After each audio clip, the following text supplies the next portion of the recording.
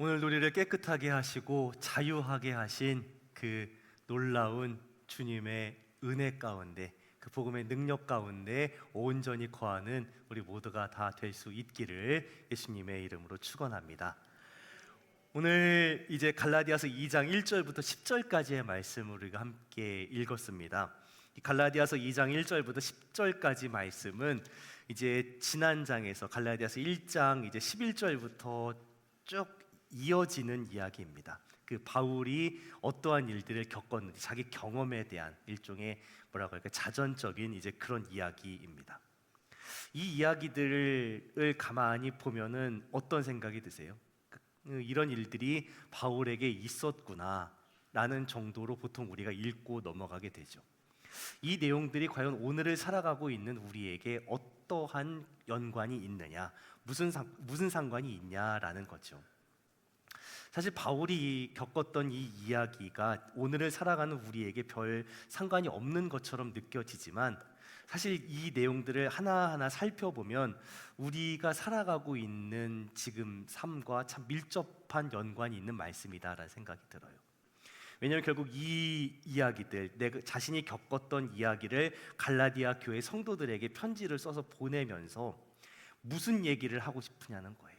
바울이 지난주에 함께 나누었던 그 말씀을 통해서 간증을 했고, 또 이 이야기를 하는 이유, 자신의 경험에 대한 이야기를 하는 이유, 결국 복음의 진리에 대한, 복음이 어떤 것이냐에 대한 이야기를 하기 위해서 지금 이 이야기를 하는 거거든요. 그래서 오늘 말씀 안에서 이 바울이 이런 이야기를 했던 그 의도들을 좀 살펴보고요, 또 그것들을 어떻게 좀 정리하면 좋을까, 어떻게 적용하면 좋을까 좀 생각을 해보려고 합니다. 갈라디아서 2장 1절부터 10절까지의 이야기는 한마디로 요약하면 바울이 예루살렘을 다녀왔던 그 내용에 관한 이야기입니다. 자기가 예루살렘 방문하고 어떠한 일이 있었는가, 그 이야기를 하는 거예요. 자기가 예루살렘 교회 방문할 때 함께 동행했던 사람들, 또 예루살렘 교회 방문했던 이유, 그곳에서 벌어졌던 일들, 또 갔다 온 결과가 이랬다라는 것들을 이야기하는 거예요. 바울이 처음 예수님을 다메섹으로 가는 길에서 만나고 3년 동안 아라비아 광야에서 누구도 만나지 않고 그 시간을 보냈다라고 이렇게 알려져 있습니다. 그렇게 예수님 만나서 변화되고 3년쯤 광야에서 시간을 보내고, 그리고 나서 예루살렘 교회에 가서 그 성도들을 만나고 내가 이전과 다른 삶을 살아간다라는 것들을 나눠요. 그렇게 한번 만난 다음에, 그리고 나서 무려 14년 만에 다시 예루살렘에 간다라고 이야기합니다. 14년 후에. 그러니까 이때가 언제냐면 바나바와 함께 안디옥 교회에 사역하고 있을 때예요. 그 바울이 이제 바나바와 함께 예루살렘에 가게 됐던 이야기는 사도행전 11장 19절부터 30절 사이에 왜 갔는지가 나옵니다. 자, 일단은 같이 갔던 사람들 누구예요? 바울이 혼자 간 게 아니라 바나바와 디도와 함께 동행했다라고 그렇게 얘기합니다. 바울과 바나바, 디도, 이 세 사람의 조합이 아주 상징적입니다. 바울, 바나바, 디도, 이 세 사람이 다 달라요. 바울은 유대인이기는 유대인인데 이스라엘 본토에서 난 유대인이 아닙니다. 외국에서 태어난 유대인이에요. 우리로 지금으로 말하면 미국에서 태어난 한국인, 아니면 독일에서 태어난 한국인, 이렇게 이해하시면 될 것 같아요. 외국에서 태어난, 길리기아 다소에서 태어난 유대인입니다. 태어나면서부터 어떤 언어를 쓰냐면요, 우리 어린이들처럼 태어나서 무슨 얘기를 들었어요? 엄마 아빠가 다 한국말을 했잖아요. 그런 곳에 태어난 게 아니라 그리스어, 헬라어를 원어로 쓰는 곳에서 태어나서 자랐어요. 그러니까 태어나고 보니까 주변의 모든 사람들이 다 영어로 말해요. 그러니까 나도 영어로 말하는 게 익숙해지는 거죠. 그런 사람입니다, 바울은. 바나바는요, 레위인입니다. 레위 지파 사람이에요. 그리고 이스라엘에 태어난, 그리고 자란, 그리고 처음 예루살렘 교회가 세워졌을 때에 그 교회 안에서 존경받는 지도자 중에 한 사람이에요. 나중에 예루살렘 교회의 파송을 받아서 안디옥에 갑니다. 안디옥에서 이렇게 예수님 믿는 사람들이 생기고 있구나라고 그렇게 파송을 받아요. 거기 가서 바울을 만나서 안디옥 교회를 세우고 함께 사역했던 사람이에요. 바울이 처음 예수님 믿고 어려움을 겪을 때에 그 신분 보장을 했던 사람도 바나바였죠. 위로의 아들, 격려의 아들이라는 그런 별명이 붙어 있습니다. 다른 사람을 세워준 은사가 있었던 그런 사람이에요. 어쨌든 이스라엘 본토에서 태어난 그런 유대인입니다. 그리고 디도는요, 우리가 알고 있는 그 디도서의 디도입니다. 디도서의 수신자인 디도, 할례를 받지 않은 이방인입니다. 그런데도 뭐예요? 그 함께 교회를 섬겼던, 교회 멤버가 되었던 사람이죠. 출신과 배경이 다 다릅니다. 한 사람은 이스라엘 본토에서 태어난 유대인, 한 사람은 외국에서 태어난 유대인, 한 사람은 아예 이방인. 이 세 사람이 같이 움직이고 같이 사역할 수 있는 이유가 뭘까요? 율법의 근거를 두면, 할례의 근거를 두면 함께 사역할 수가 없는 거예요. 율법이 근거가 아니라, 할례가 근거가 아니라, 행위가 근거가 아니라, 공로가 근거가 아니라 뭐예요? 예수님의 은혜 때문이라는 거예요. 그리스도 안에서, 예수님 안에서, 그 예수님의 은혜로 말미암아 성도가 되었다라는 거예요. 출신이나 신분이나 공로나 이런 게 중요한 게 아니라는 거예요. 뭐가 중요하다고요? 예수님 안에 있냐가 중요한 거예요. 어디서 태어났냐, 어떠한 일을 했냐가 중요한 게 아니라 예수님 안에 있느냐가 중요한 거예요. 그 세 사람이 지금 함께 움직이고 있다라는 거예요. 그렇게 함께 사역을 했고, 그리고 함께 예루살렘에도 가게 되었습니다. 자, 그런데 바울이 예루살렘에 간 게 몇 년 만이라고요? 14년 만입니다. 14년 만. 자, 14년 만에 어디를 간다? 사연이 있는 거죠. 생각해 보세요. 예루살렘 교회가 그 당시에 여기저기 생겨났던 모든 교회들의 사실 뭐라고 할까요? 본교회, 모교회 같은 그런 곳이잖아요. 그런데 그런 곳을 14년 만에 갔다. 왜 그랬을까요? 먹고 살기 바빠서, 사역하기 바빠서 일 수도 있지만, 사실은 저는 말씀을 쭉 보면서 어떤 느낌이 드냐면, 못 간 게 아니라 안 갔다 쪽에 더 가까운 것 같아요. 안 갔다. 왜 안 갔을까? 또 왜 그렇게 안 가고 있다가 가게 되었을까? 14년 만에 예루살렘에 간 이유는 2절에서 이렇게 얘기합니다. 계시를 따라 올라갔다라는 거예요. 계시. 바울이 주님께 복음을 받았다라고 할 때 표현했던 그 계시입니다. 요한계시록 할 때 그 계시. 바울이 예루살렘에 간 이유가 뭐예요? 하나님의 계시 때문이라는 거예요. 하나님 말씀 때문이라는 거예요. 뭔가 가기 힘들고 어려운 상황이었던 것 같아요. 갈 마음이 안 생겼던지 상황이 안 됐던지. 하지만 가기로 결정한 그 이유, 하나님의 말씀이 있었기 때문이라는 거예요. 내가 어떠한 행동을 할 때에, 그 행동을 할 수 있는 결정을 내릴 때에 어디에 근거를 두냐는 거죠. 마음이 내키지 않아요. 상황이 좋지 않아요. 이걸 이렇게 결정하고 행동하면 분명히 어려운 일이 있을 것 같아요. 그래도 하나님의 말씀이 주어지면 간다라는 거예요. 무슨 계시가 있었기 때문에 갔을까? 사도행전 11장 28절에 나오는 아가보라는 사람의 예언 때문에 간 겁니다. 아가보라고 하는 한 사람이 성령으로 말하되 천하의 큰 흉년이 들리라 라고 예언했고, 글라우디오 황제 때에 그 일이 실제로 벌어졌습니다. 그러니까 어떻게 했느냐? 예루살렘 말고 다른 이방에 나가 있는, 외국에 나가 있는, 외국 개척된 교회들이 재정을 모읍니다. 가장 어려움을 겪고 있는 예루살렘 교회에 우리가 구제헌금을 거꾸로 보내자라고 결정을 하고, 그 재정을 어떻게 보내요? 바나바와 바울의 손에 맡겨서 보내기로 결정을 합니다. 그래서 그 구제헌금을 가지고 예루살렘에 가게 된 거예요. 자, 그런데 그렇게 갔던 예루살렘에서 무슨 일이 벌어졌냐? 바울과 바나바와 디도가 함께 갔습니다. 바나바는 원래 유대인이고 할례를 받았던 사람이고요. 바울도 당연히 외국에 태어났지만 유대인이니까 할례를 받았을 거고요. 문제는 디도입니다. 할례 받지 않은 이방인이 왔다고 하니까 어떻게 하냐? 이 예루살렘 교회의 리더들이 디도에게 할례를 받게 하라고 압박을 넣기 시작한 거예요. 지금 바울이 왜 그 어려움을 겪고 있어요? 이 할례 문제 때문인데, 자기와 함께 동역 하고 함께 동행한 디도에게, 이방인 디도에게 할례 받으라고 하는 압박이 생겼습니다. 아마도 이게 바울이 예루살렘 교회에 가기를 꺼려했던 이유였던 것 같아요. 예루살렘 교회에 가면 반드시 이 문제가 벌어질 거다. 할례 문제로 갈등이 생기든지 함께 가는 디도에게 할례 받게 하라는 이런 압박이 있을 거다라는 예상을 했던 것 같아요. 바울하고 바나바를 불러다 얘기했겠죠. 동역을 할 거면 디도에게도 할례 받게 해라는 압박이 계속 있었을 거예요. 물론 바울과 바나바는 그 압박을 버텨냅니다. 그러니까 그러면서 4절 5절에서 이렇게 이야기하죠.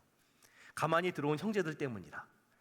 그들이 가만히 들어온 것은 그리스도 예수 안에서 우리가 가진 자유를 엿보고 우리를 종으로 삼고자 함이로되 그들에게 우리가 한시도 복종하지 아니하였으니 이는 복음의 진리가 항상 너희 가운데 있게 하려 함이라. 한시도 복종하지 않았다. 잠시도 그 어떤 한 순간에도 그 압박에 굴복하지 않았다라고 그렇게 표현을 합니다. 그러니까 이 상황이 그냥 단순히 할례 문제로 압박을 받는 정도가 아니라 바울에게는 어떻게 느껴지냐면 이 목숨 걸고 싸우는 싸움과 같다라는 거예요. 그러니까 가만히 들여다보면 어떠냐면요, 이 표현들이 다 일종의 그 군사 용어입니다. 전투적인 표현을 써요. 엿봤다, 스파이짓했다, 뭐 잠시도 굴복하지 않았다, 다 이런 그 전투하는 그런 용어를 써요. 내가 이 싸움이 그냥 뭐 적당한 부담감이 아니라 목숨을 걸고 하는 싸움이다라고 그렇게 표현을 해요. 왜 목숨을 걸고 이렇게 싸우냐는 거예요. 복음의 진리를 지키기 위해서라는 거예요. 복음의 진리가 항상 너희 가운데 있게 하려 하기 위해서 지금 이 싸움을 목숨을 걸고 싸우고 있다는 거예요. 만약에 그 복음의 진리를 지켜내지 못하면 어떻게 되는 거예요? 자유를 빼앗기는 거예요. 그리고 노예가 되기 때문에 이 싸움을 절대 포기할 수 없다, 목숨을 걸고 싸워야 한다라고 그렇게 이야기를 하고 있는 거예요. 물론 그 예루살렘 그 교회 방문을 통해서 바울은 자신이 전하고 있던 복음이 올바른 복음이다라는 걸 다시 한번 확인을 합니다.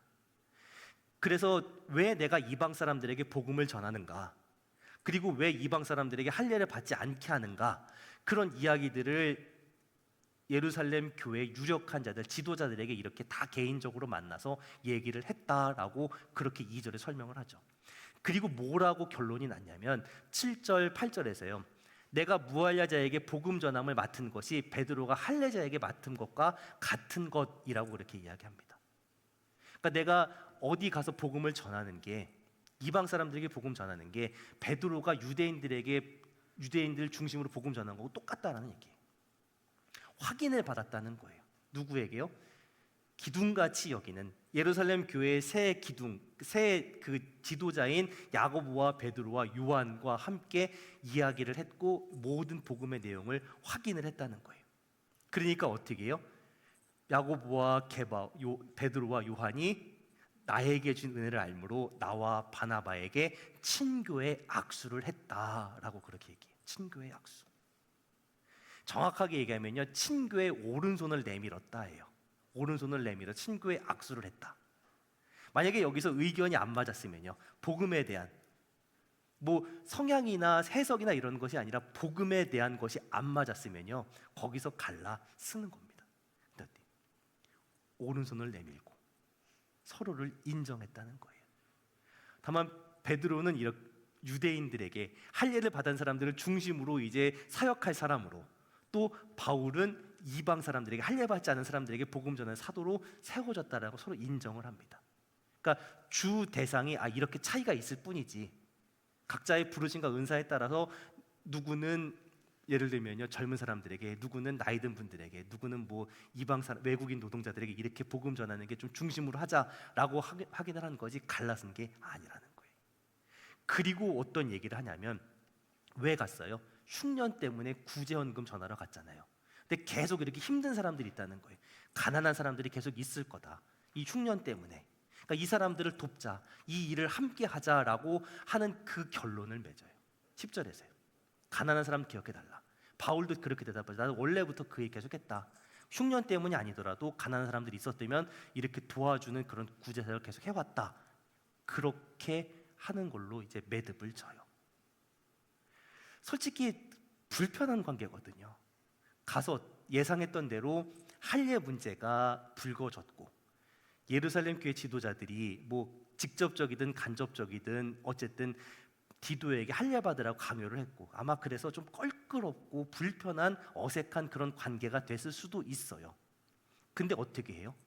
하나님의 일을 위해서, 복음을 위해서, 하나님 나라를 위해서 개인적인 감정은 좀 뒤로 물러놓고 마음을 모으고 하나님의 일을 위해서 이 일들을 함께 하자라고 그렇게 정리를 하고 돌아왔다는 거예요. 이게 갈라디아서 2장 1절부터 10절까지 바울이 갈라디아 교회 성도들에게 하고 있는 이야기예요. 이렇게 했다. 자, 근데 이 내용 중에서 가장 핵심이 되는 얘기는 뭐예요? 가장 이슈가 되는 건 결국은 할례 문제거든요. 할례. 이놈의 할례 때문에 14년 만에 안 가려고 했다가 결국 갔었고, 가서 또 문제가 벌어졌고요. 이게 왜 이렇게 중요한 문제냐는 거예요. 아니, 그러니까 할례 받으면 되지, 받냐 안 받냐를 가지고 이렇게 목숨을 걸고 싸운다라고까지 얘기를 해야 될까? 사실 할례 자체가 문제가 되는 건 아니에요. 그런데 이 할례를 강요하는 이 문제가 복음의 진리를 위협하는 문제이기 때문이라는 거예요. 왜 위협을 했냐라는 거예요. 왜 디도에게 할례 받으라고 하면 그냥 할례 받도록 하면 되지, 왜 그걸 목숨을 걸고 싸워야 했느냐? 그 이유를 생각을 해봐야 되는 거죠. 왜 할례 문제가 복음의 진리를 위협하는가? 이방 사람이 예수님을 믿고 그리스도인이 되었을 때에 무조건 할례를 받아야 된다 라고 하는 얘기는 요즘으로 비유하면 이런 거예요. 한국인 선교사가 동남아나 아프리카에 가서 그 사람들의 선교를 합니다. 근데 이렇게 얘기하는 거예요. 당신들이 복음을 받아들여서 진짜 그리스도인이 되려고 하면 한국 선교사가 복음을 전했으니까 한국인이 되어야 된다. 한국 문화를 다 받아들이고 한국으로 귀화해서 한국 사람으로 살아야 된다라고 그렇게 이야기하는 거하고 마찬가지라는 거예요. 이 할례를 포함한 이 율법 규정들은 유대인들이 지켜야 되는 그 뭐라고 할까요? 종교적이고 문화적인 특징인 거죠. 받아도 되고 안 받아도 되는 겁니다. 한국 선교사가 복음 전했다고 한국으로 귀화하면, 미국 선교사가 복음 전하면 미국으로 귀화해야 되는 거예요? 아니잖아요. 우리가 신앙생활을 하면서 어떠한 문화 혹은 어떠한 전통들을 자꾸만 복음의 반열로 올려놓으려고 한다는 거예요. 내가 속한 교회의 전통과 문화, 아니면 우리 교회가 속한 지역의 전통과 문화, 내가 경험하고 살아온 것들, 내가 신앙생활 해온 그런 경험, 전통, 그런 문화들, 물론 그런 것들 존중해야 합니다. 어쨌든 홍동교회가 90년이 넘고 100년 가까운 역사를 지내오면서 가지게 된 전통과 문화가 있잖아요. 당연히 그거 존중해야 되는 거거든요.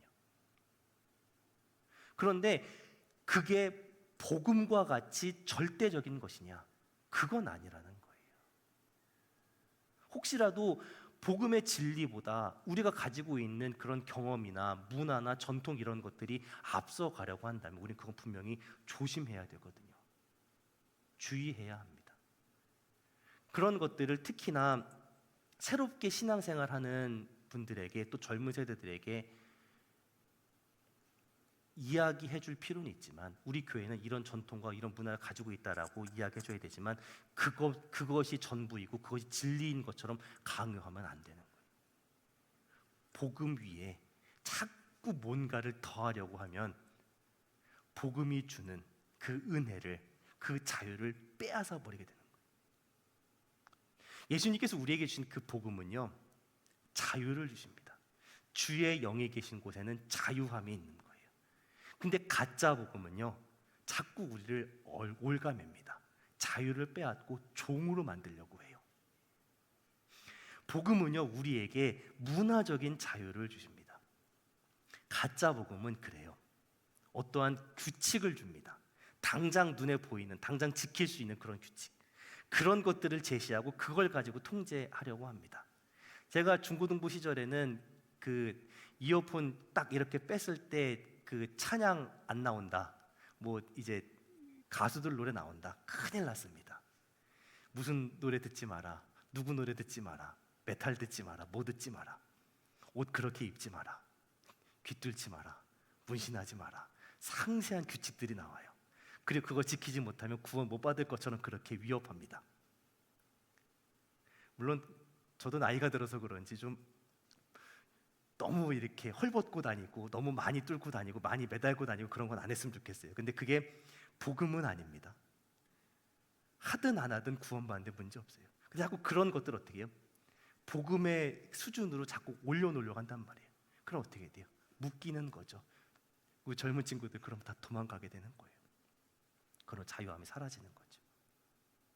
또 복음은 우리에게 우리 마음에 뭐라고 해요? 감정적인 자유를 주십니다. 우리가 어떠한 율법을 지키고 행위를 해야 된다라고 거기에 얽매이게 되면요, 또 그 행위를 근거로 하나님과의 관계가 유지된다고 생각을 하면요, 마음이 자꾸 묶입니다. 내가 이렇게 잘못하고 사는데, 이런 말씀을 지키지 못했는데 하나님과의 관계에서 내가 버림받는 거 아닌가, 죄책감, 불안함, 이런 거에 시달리면서 사는 거예요. 솔직히 말해서 우리가 말씀 제대로 순종하고 사는 사람 몇이나 있습니까? 근데 그 순종하지 못한 것 때문에 하나님과의 관계가 깨진다고 믿고 거기에서 불안함과 죄책감을 느낀다면요, 그건 복음이 아닌 거죠. 복음은 우리에게 자유함을 주세요. 물론 성경은 또 특히나 바울은 그 성도들에게 보내는 편지를 통해서 말씀 잘 지키고 살아야 된다, 특히나 그 율법의 가장 기본이 되는 십계명을 근거로 해서 도덕적인 삶을 살라고 강하게 이야기합니다.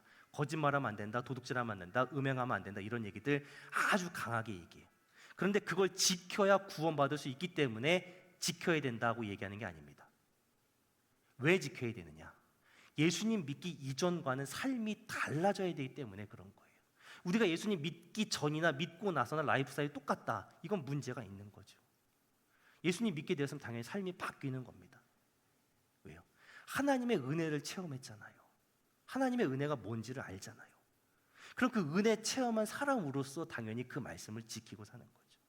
구원받지 못할까 봐 무서워서 두려워서 불안해서 지키는 게 아니라 이미 구원받은 사람으로서 자유와 평안함 속에서, 자유로운 감사 속에서 말씀에 순종하면서 살아가는 거죠. 그 자유를 우리에게 주셨습니다. 그 자유함 속에서 더 깊은 관계로 나아갈 수 있는 우리 사랑 홍동의 성도들이 다 되시기를 예수님의 이름으로 축원합니다. 그런다고 이 자유함을 오해하시면 안 됩니다. 예전에는 그랬잖아요. 대부분 저 때도, 제가 이제 10대 때에도 그랬고요. 아마 그 이전부터 신앙생활 하셨던 분들은 이 소위 뭐라고 해요? 율법주의 이런 게 아주 강한 곳에 대부분 신앙생활 해오셨잖아요. 뭐 교단 상관없이 다 비슷했습니다. 주일에 감히 어디 슈퍼를 가고 마트를 가고 큰일 나죠. 극장 갔다가 걸리면 큰일 납니다. 그죠? 어디 감히 주일에 여자친구를 만난단 말인가, 그죠? 큰일 나죠. 지금은 우리 교회 이렇게 찬양팀 나와 있지만요, 제가 10대 때에는요, 어디 감히 딴 따라 하기를 교회에서 큰일 납니다. 강단에 드럼이 올라올 수 있는 세상이 올 줄 몰랐습니다. 저는 드럼 치고 기타 친다고 교회에서 혼나본 적 우리 중고등부는 없잖아요. 안 친다고 혼나지. 난 혼났어요. 무려 제가 대학원을 다니던 전도사 시절까지 한 15년 전까지도 혼났습니다. 전도사가 드럼 친다고 혼났습니다. 목회자가 드럼 친다고 진짜 혼났어요. 전설 속에 나오는 얘기가 아니라 한 15년, 16년쯤 전에 그랬습니다. 전사 시절에는 강단 위에 드럼 올렸다고 끌려가 본 적도 있습니다. 강단 위에 드럼 올라왔다고. 아유, 큰일 날 줄 알았어요. 한 10몇 년쯤 전의 일입니다. 10년쯤 전의 일이네요. 네. 오직 기도와 말씀에만 집중해야 된다고 배웠어요. 찬양도 찬송가만 불러야 된다라고 그렇게 배웠습니다. 그래도 거기에 잘 따라가는 친구들이 있어요. 제 친구들 중에 찬양도 찬송가만, 사성부로 된 것만 들어야 되고 불러야 되고 기도와 말씀에 전념해야 되고, 지금도 그렇게 말씀하신 분이 있을지 모르겠어요. 근데 그렇게 신앙생활 했던 분들 어딨나. 참 놀라운 건 그런 분들이 교회에 지금 없다는 거예요. 제 친구들도 그렇고 하나님 믿지 않겠다고 그러고 교회를 떠났습니다. 그렇게 신앙생활을 10대, 20대 했는데, 뭐 직접적으로 내가 예수님 믿지 않는다라고 말로는 하지 않았지만 그 삶으로 불신자라는 걸 보여주면서 살아요. 뭐 할 말은 아주 무궁무진합니다. 하지만 갈라디아서 안에서 한번 기회가 있을 것 같아요. 일단 넘어가겠습니다.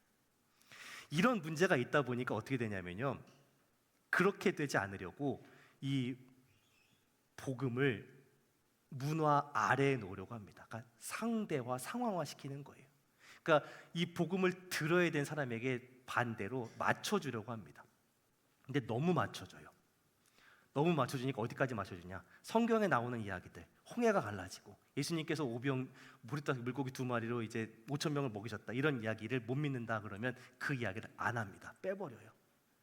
예수님이 십자가 이야기가 좀 마음에 걸림이 된다, 빼버려요.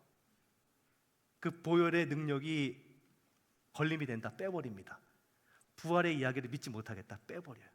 안 믿어도 돼, 다 포기하라고. 그러니까 복음 자체가 사라져 버리는 거죠. 이런 양극단으로 가버립니다. 거기 요즘 젊은 세대는 또 어떤 일들을 겪어요? 이 복음의 진리가 또 다르게 위협을 받아요.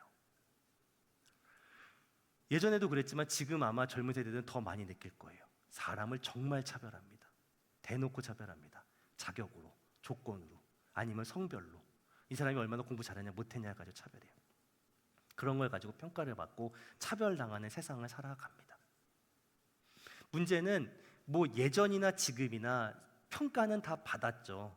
근데 이 평가의 기준이 우리 장년부는 상상도 할 수 없을 만큼 높이 올라가 있다는 게 문제예요. 요즘 20대가 얼마나 처절하게 살고 있는지 아십니까? 제가 대학 졸업할 때만 해도요, 제 자랑이 아니라 제가 나왔던 학교의 졸업생들은 거의 열의 9은 다 삼성을 갔습니다. 삼성전자를 갔습니다. SDS는 쳐다도 안 봤어요. LG, SK 쳐다도 안 봤습니다. 이력서도 안 냈어요. 졸업만 할 성적이면 다 갔어요.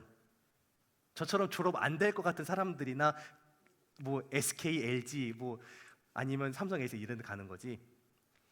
4.5 만점에 2.0만 넘으면 다 갔어요. 2.5 이상만 되면 다 삼성 갔고 2.0 밑은 그 밑으로 갔어요. 지금은요, 서울대 나와서 석사 이상 해도요 못 가요. 못 갑니다. 우리 교회 삼성전자 누가 해서 갔다 그러면요 에드벌룬 띄워줘야 됩니다. 그만큼 평가가 높아져 있어요. 토익 950 이상 되고 뭐 하고 그래도 못 가요. 평가 기준이 너무 높아져 있습니다. 그러니까 이 친구들이 인생에서 한 번 실수하는 것도 용납이 안 되는 거예요. 어려서부터 내신이든 수능이든 한 문제라도 틀리면 자기가 원하는 기준을 못 맞춰요. 어려서부터 실수하지 않아야 된다. 그러니까 나이가 들어가면서 계속 움츠려 있습니다. 자유함이 없어요. 조건, 자격 구비하는 게 인생의 전부인 것처럼 살아갑니다. 그러다 보니까 뭘 따져요? 공정을 따져요. 조금이라도 공정하지 않다고 생각이 되면요 목숨을 걸고 반응을 하죠. 근데 문제는 그러한 태도들이, 그러한 모습들이 믿음에서도 똑같이 나타난다는 거예요. 그러니까 내가 내 삶에, 내 인생에 도움이 안 되면 뭐든 다 버립니다. 꼭 해야 될 것들을 안 해요. 요즘 그렇다고 하잖아요. 결혼도 안 하고 결혼하면 애도 안 낳고. 왜 그럴까? 내 삶에 도움이 안 된다고 여겨지면 그러는 거예요. 그게 중요하든 정말 중요하냐 중요하지 않느냐, 가치가 있냐 없냐 그런 거 안 따집니다. 나에게 도움 안 되면 다 버려요. 나에게 도움이 안 되면 예수님도 버리는 거예요. 나에게 도움이 되면 믿는 거고요. 도움이 되는 거기까지만 믿는 거고요.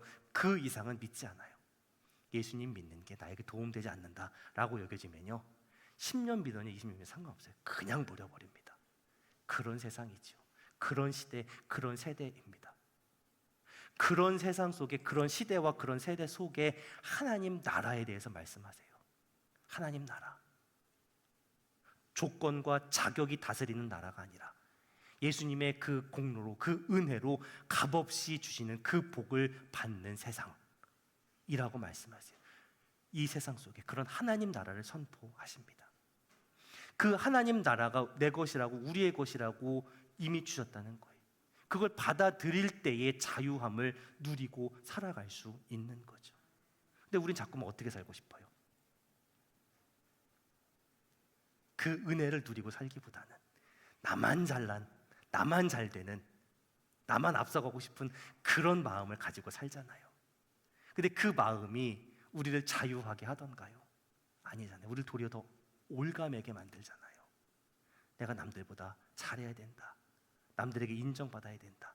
거기에 목매인 사람으로 살게 만든다는 거예요.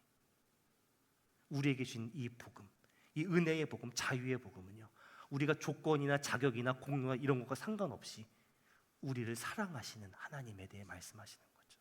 우리를 있는 그대로 받아주신 하나님, 사람의 기대, 사람의 평판에 목매이는 그런 삶에서 우리를 자유하게 하신 하나님, 그렇기 때문에 우리에게 주신 이 복음이 자유의 복음이라는 거예요. 자유의 복음. 그렇게 자꾸 세상의 기준에 얽매여 살아가는 우리를 자유하게 하시는 그 은혜를, 그 능력을 우리에게 주신다는 거예요. 하나님, 우리가 도저히 다다를 수 없는 그런 기준을 가지고 우리를 묶으시는 분이 아니에요. 먼저 사랑부터 하잖아요. 우리를 받아주시고 그 사랑 안에 품으신 다음에 우리가 변화되기를 원하시는 분입니다.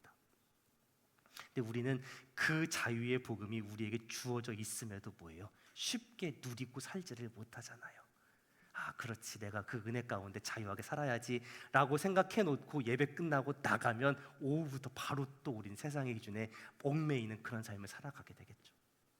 그게 쉽게 일어나지 않거든요. 훨씬 천천히 일어납니다.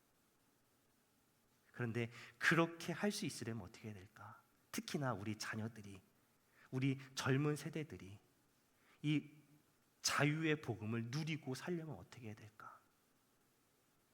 먼저 된 자들이 친교에 손을 내밀어 줘야 되는 거죠.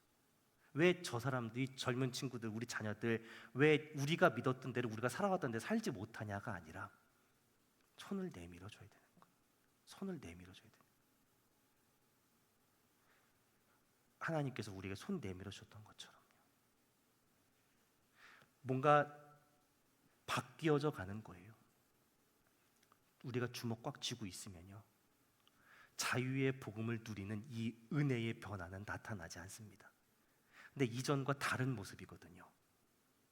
이전과 다른 모습입니다. 우리가 살아왔던 것과는 또 달라지는 거예요. 그러니까 불편할 수 있죠.